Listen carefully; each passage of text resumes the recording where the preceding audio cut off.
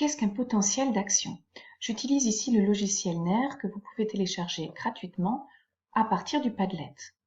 Alors, nous nous situons ici au niveau d'une fibre nerveuse, donc dans le prolongement cellulaire d'un neurone. Je vais implanter une électrode à l'extérieur de la membrane et à l'intérieur donc de mon neurone. Je ne sais pas si vous avez visualisé ici l'oscilloscope, mais on voit ici que c'est passé de 0 à moins 70 millivolts, ce qui veut dire qu'à l'intérieur de mon neurone, j'ai des charges négatives par rapport à l'extérieur. Que se passe-t-il maintenant quand je fais une stimulation? Vous observez et regardez l'oscilloscope, un passage de moins 70 à plus 30 millivolts.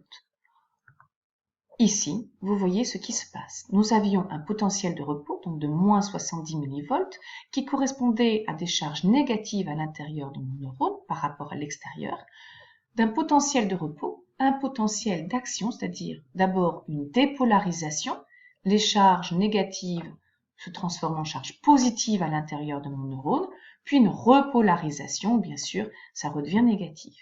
Donc, mon potentiel d'action, c'est ceci. Le passage de moins 70 millivolts à plus 30 millivolts sur une durée de l'ordre du milliseconde. Ceci correspond à l'unité de mon message électrique. Alors, cependant, ce message, ce potentiel d'action, vous voyez qu'entre une stimulation moyenne et une stimulation forte, je vois la même amplitude. C'est exactement le même message. Du coup, comment ma stimulation peut-elle être codée, c'est-à-dire être traduite?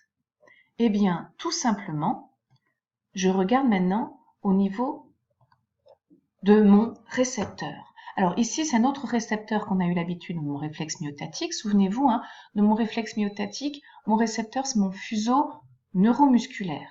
Ici, c'est un corpuscule de Bassigny, mais ça revient au même. Si je fais une stimulation faible, j'observe une série de 2 potentiels d'action. Moyenne, j'observe une série de 4 potentiels d'action et forte, une série de 6 potentiels d'action sur la même durée. Ainsi, l'intensité de la stimulation est traduite certes par des potentiels d'action, d'autant plus importants, leur nombre est d'autant plus important que l'excitation, que mon message nerveux est grand. Ainsi, on dit que la fibre nerveuse code le message nerveux sous la forme de fréquence de potentiel d'action. Plus mon message nerveux et ma stimulation est importante, plus la fréquence de mes potentiels d'action sera importante.